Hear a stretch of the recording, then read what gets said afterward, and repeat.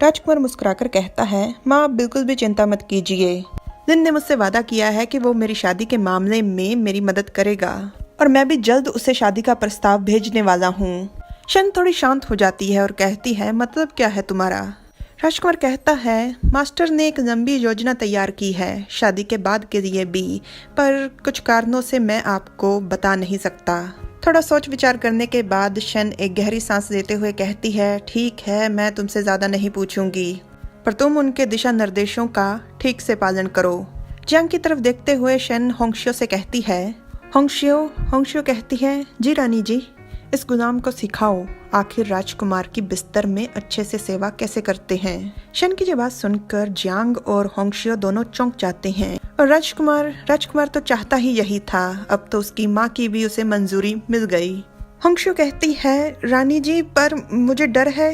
होंगशियो की बात को टोकते हुए शन कहती है, जिया की शादी होने वाली है, उसकी सुहागरात के समय वो अपनी पत्नी के सामने शर्मिंदा ना हो, इसलिए उसे इन सब बातों का तो ज्ञान होना ही चाहिए। और भला ऐसे कैसे हो सकता है कि राजकुमार का कोई साथी ना हो?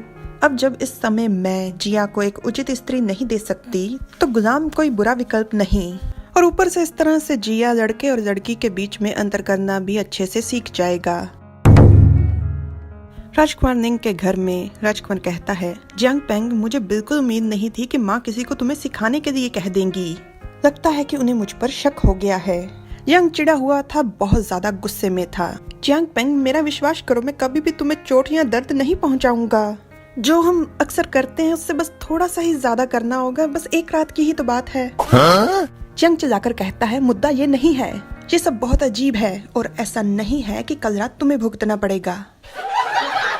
जियांग के कहने का मतलब ये है कि कल रात होने वाली प्रक्रिया से उसे दर्द होगा, ना कि राजकुमार को। तुम मेरी तरफ अब ऐसे क्यों देख रहे हो?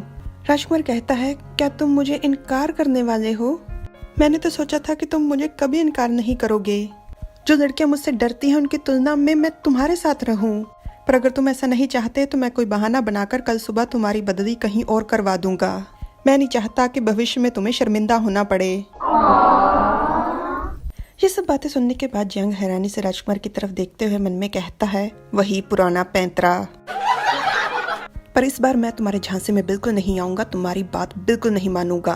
जियांग उठकर जाते हुए कहता है, जैसी आपकी इच्छा, मैं चलता हूँ, आपका बहुत बहुत धन्यवाद राजकुमार। पर जियांग राजकुमार को अच्छे से समझता है, लगता है राजकुमार ने अपने पैर पर खुद ही कुल्हाड़ी मार ली, पता नहीं अब वो क्या करेगा। Like, share, subscribe, comment. Thanks for watching.